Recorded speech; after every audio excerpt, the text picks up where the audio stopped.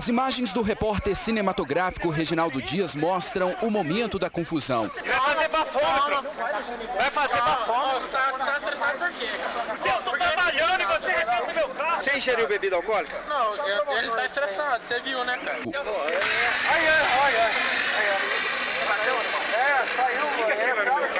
Os donos dos veículos atingidos chegam ao local e tentam entender o que havia acontecido. Seu carro estava parado onde? O carro tava aqui na frente. Estacionado certinho. Certinho.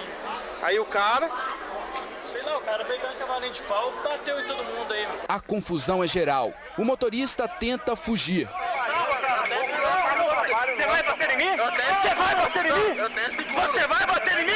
Então fica aqui.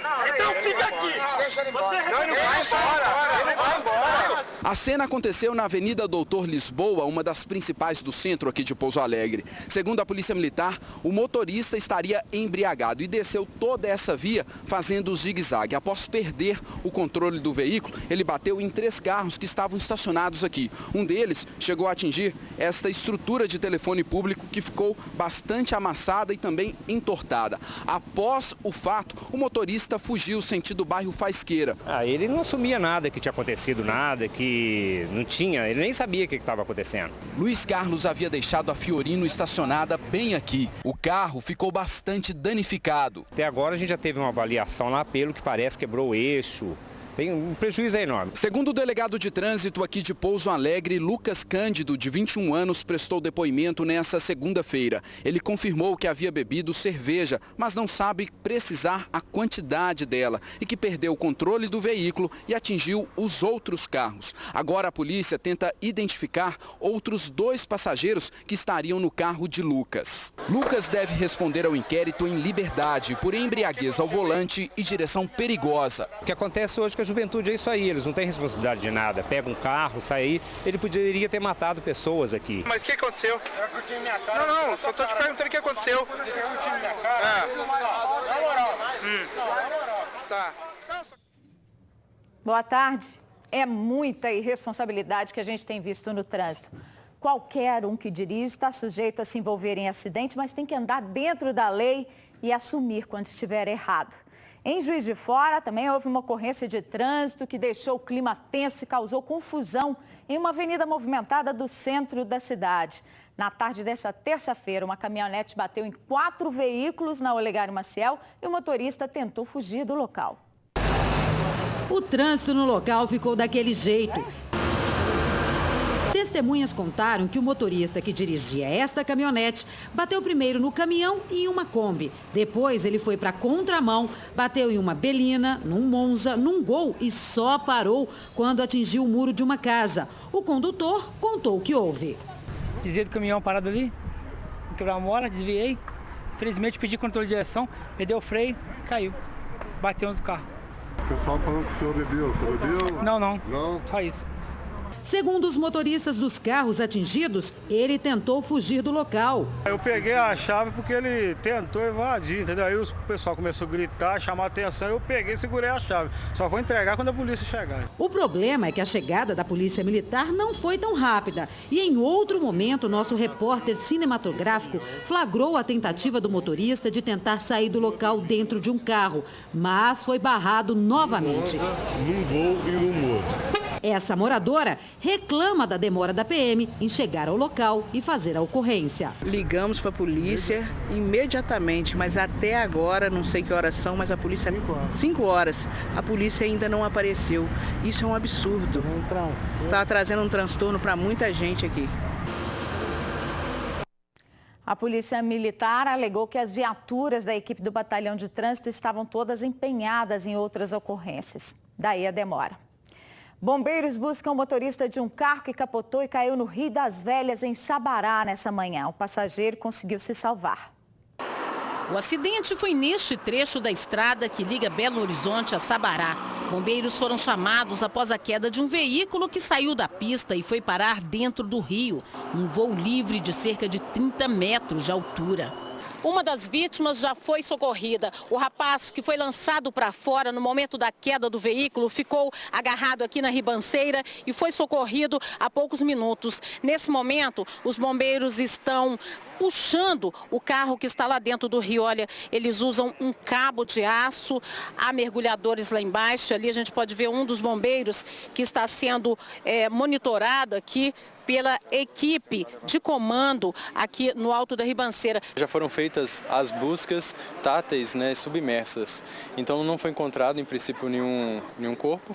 Agora a gente vai fazer o tracionamento do veículo até uma margem para fazer uma busca mais detalhada. Foram mais de 2 horas para puxar o carro até a margem. Os mergulhadores não encontraram o motorista, identificado apenas como Enilson. A placa do carro foi checada. Segundo os bombeiros, a documentação está em dia e não há queixa de furto. De acordo com a PM, o homem socorrido é Patrick dos Santos Horta, de 19 anos. Ele é natural do Espírito Santo e tem passagem por tráfico de drogas. Falou que foi fechado em uma motocicleta, fechou o veículo, eles perderam o controle e desceram, mas que o condutor permaneceu no veículo. Ele conseguiu, ele foi projetado para fora do veículo e ficou no barranco. Foi socorrido e está sendo feito mais levantamentos. Patrick dos Santos Horta está em observação na UPA de Sabará. O carro está em nome da esposa do motorista, que continua desaparecido. Moradores de São Joaquim de Bicas, na região metropolitana da capital, estão revoltados com a suspeita do envolvimento de vereadores da cidade em um esquema de corrupção. 13 estão presos e outros estão sendo investigados. Hoje a nossa equipe conversou com um deles. A porta da Câmara foi pichada com a frase "mais saúde, mais educação e menos corrupção". Pela manhã houve pouco movimento no prédio. Ali perto encontramos um dos vereadores investigados, Fábio Cândido Correia, o Fabinho do PSDB. Ele é vice-presidente da Câmara. Nessa terça-feira foi conduzido pela polícia, ouvido e liberado. Não tem conhecimento de nada das acusações que estão sendo omitidas entre a gente.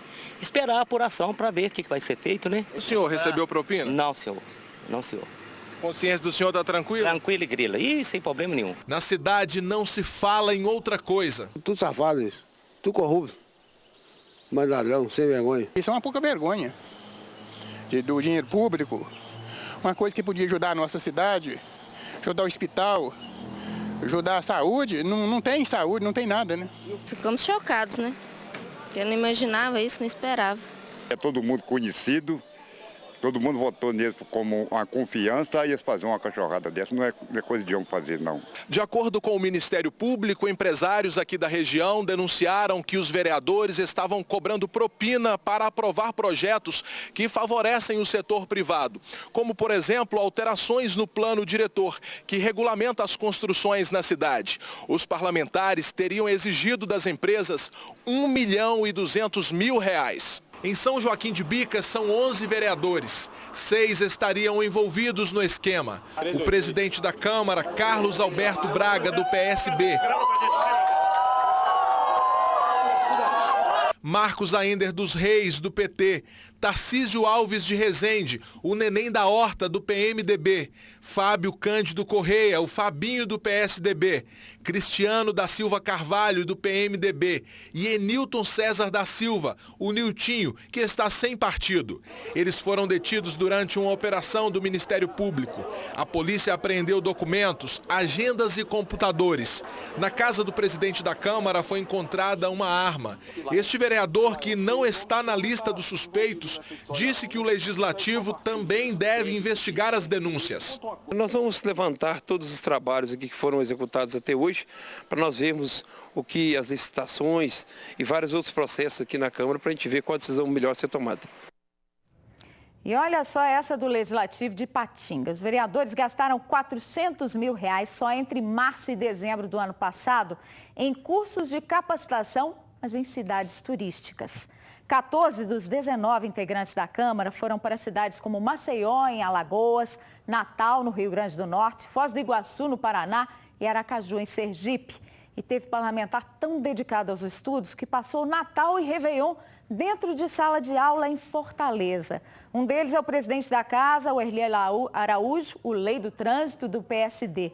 Ele fez 9 viagens no ano passado, gastou R$66 mil em passagens e diárias. Os cursos de redação, cerimonial, legislação e outros são oferecidos pelo Instituto Capacitar, que tem sede em BH, e que é do advogado Clésio Drummond, que se candidatou à Câmara Federal na última eleição, mas não foi eleito. Ele também é dono da empresa CDC Turismo, que fornece passagens para a Câmara de Ipatinga.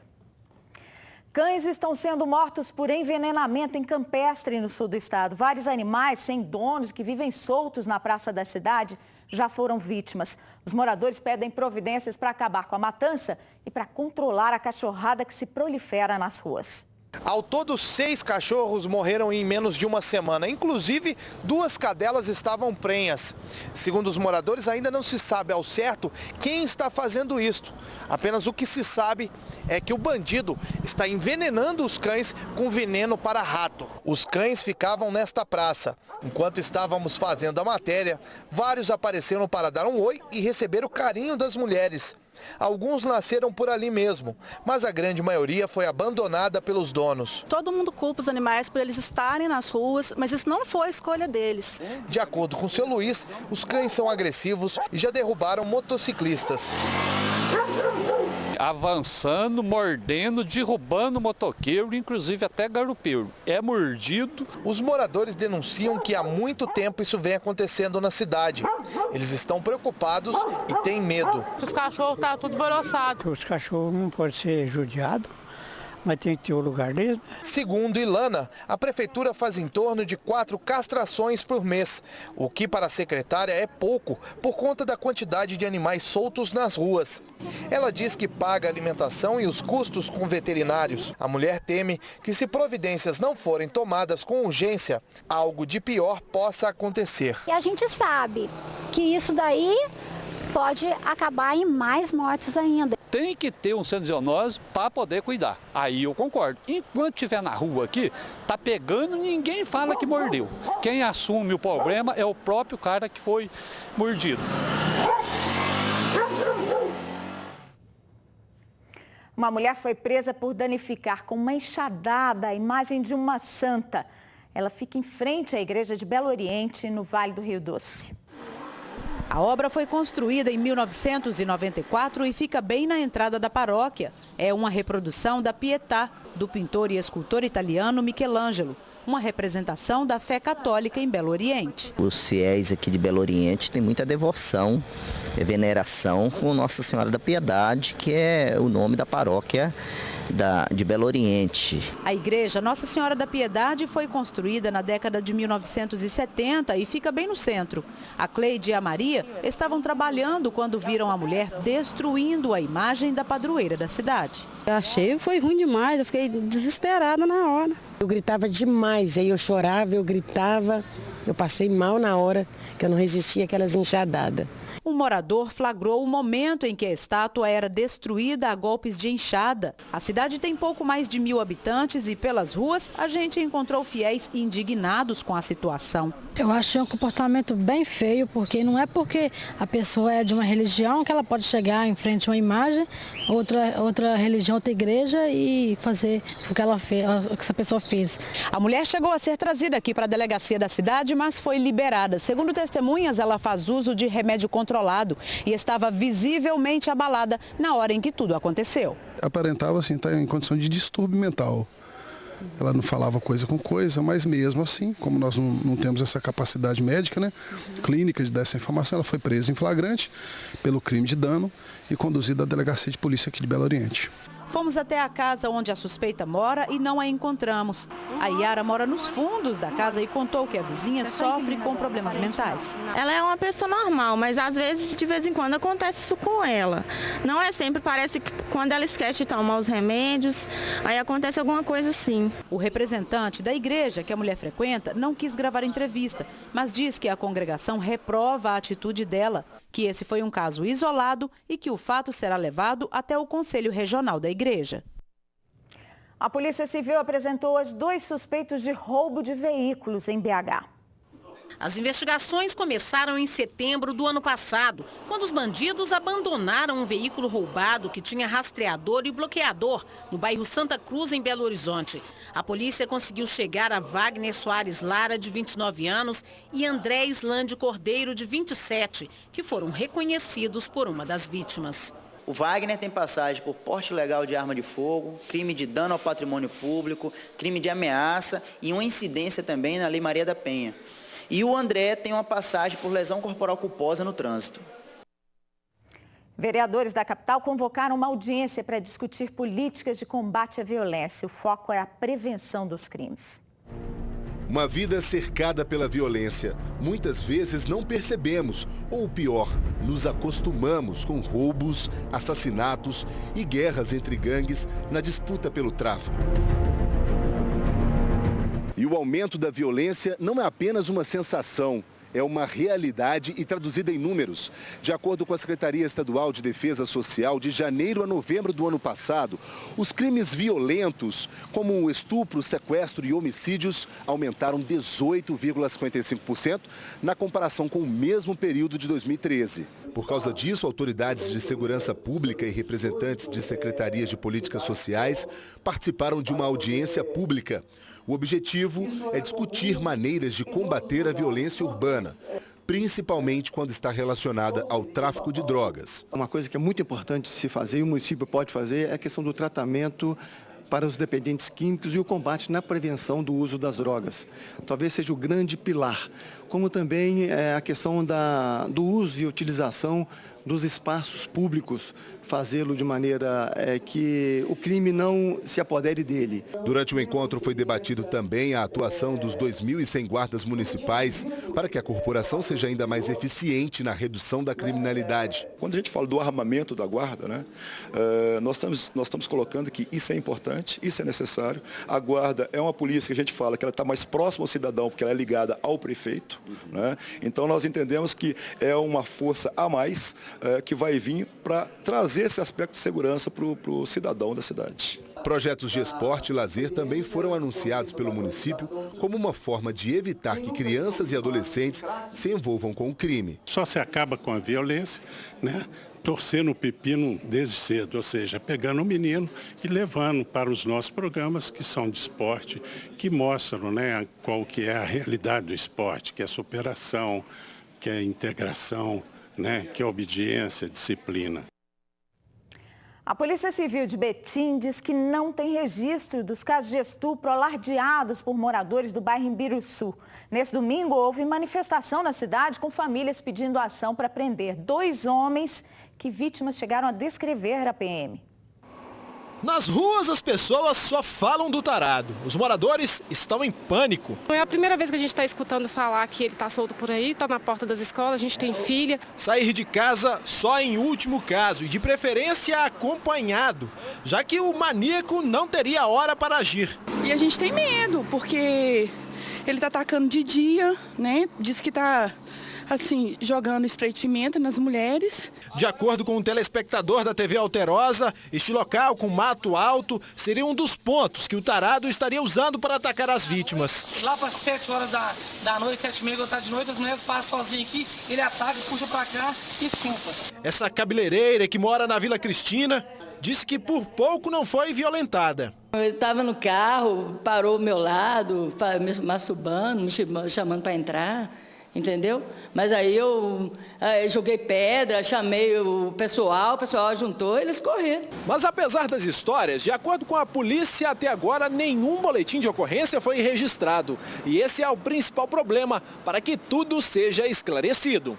Segundo a delegada de mulheres de Betim, as imagens que circulam na internet do homem que teria violentado uma criança na cidade são de um caso que, na verdade, aconteceu em Pernambuco há 5 anos. Até então não procede, não teve nenhuma vítima concreta que falasse, olha, eu fui atacada por esse rapaz aqui mesmo. Não chegou a polícia e se não chegar ao conhecimento da polícia, a gente não pode atuar. A delegada explicou ainda que, em caso de abuso sexual, as mulheres com mais de 18 anos, além do boletim da PM, precisam fazer uma representação na Polícia Civil. A ocorrência não basta, a vítima ela tem que vir e se manifestar.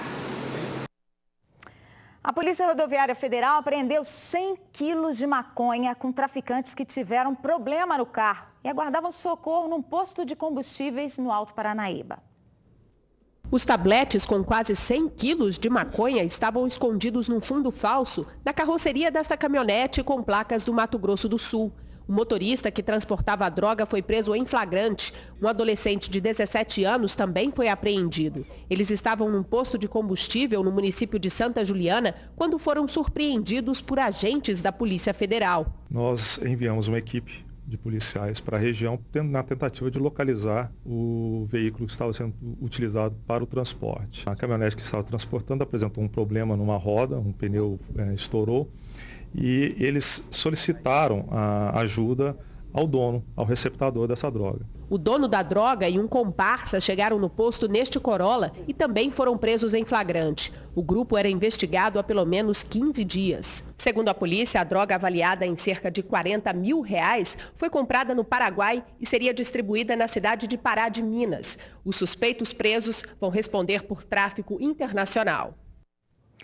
Vendedores de balas que trabalham nos sinais de trânsito da capital fizeram um protesto nesta terça na Avenida Cristiano Machado, local onde um baleiro foi atropelado e morto na semana passada. Os baleiros se concentraram perto da estação José Cândido da Silveira e seguiram até o Minas Shopping. Eles ocuparam 3 faixas da avenida, deixando o trânsito lento no sentido centro-bairro. A manifestação foi em protesto pela morte de Maicon Jardim Valadares, de 18 anos, na sexta passada. Ele foi atropelado e arrastado por um ônibus na Cristiano Machado depois de brigar com o motorista que não queria que ele e os colegas entrassem no coletivo. De acordo com testemunhas, o atropelamento foi proposital. O condutor Cláudio Roberto de Almeida, de 35 anos, tentou fugir, mas acabou preso por homicídio com dolo eventual. Ele está detido no Ceresp da Gameleira.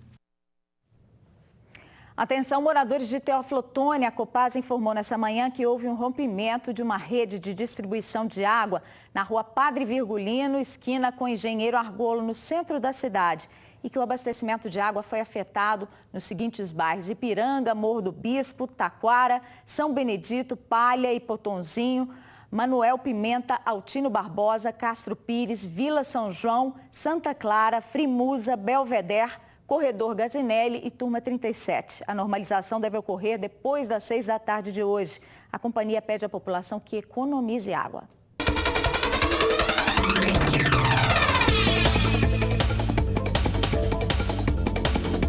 O tempo continua instável nesta quarta-feira, com pancadas de chuva no norte, no Triângulo e nos vales do Jequitinhonha, Mucuri e Rio Doce. Nas outras regiões de Minas, o céu fica parcialmente nublado, com possibilidade de chuva isolada agora à tarde. Máxima de 30 graus em Belo Horizonte. 28 em Patrocínio. Em Cataguases, a temperatura chega aos 30 graus. Aos 24 em Almenara. E aos 30 graus em Formiga. Imagem ao vivo de Belo Horizonte, céu parcialmente nublado, a temperatura neste momento é de 26 graus e a umidade relativa do ar está em 57%.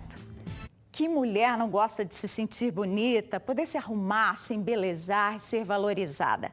Foi o que um projeto da Prefeitura de Juiz de Fora ofereceu a moradoras de rua em um dia de modelo, com direito à sessão fotográfica.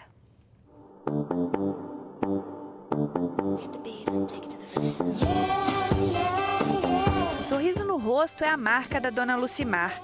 Foi assim que ela passou o dia depois de ganhar um tratamento de rainha. Ah, não, o boneco tá aqui, o boneco me largou. Ela e outras mulheres que frequentam o centro de referência para a população de rua ganharam tratamentos e penteados no cabelo, maquiagem e roupas novas.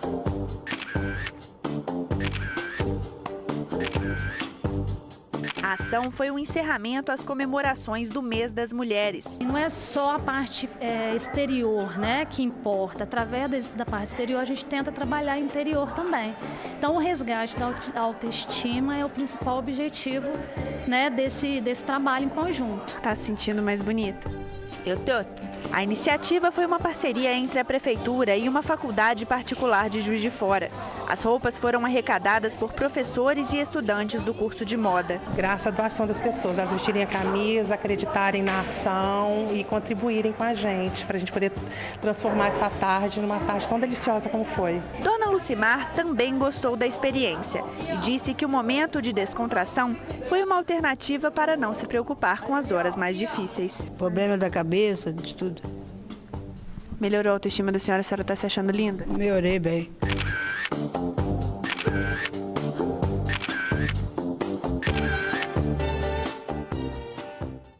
Bacana a iniciativa, né? Vem aí o TV Verdade, tem outras informações nos noticiários de 6h40 da noite. Uma boa tarde para você, até amanhã.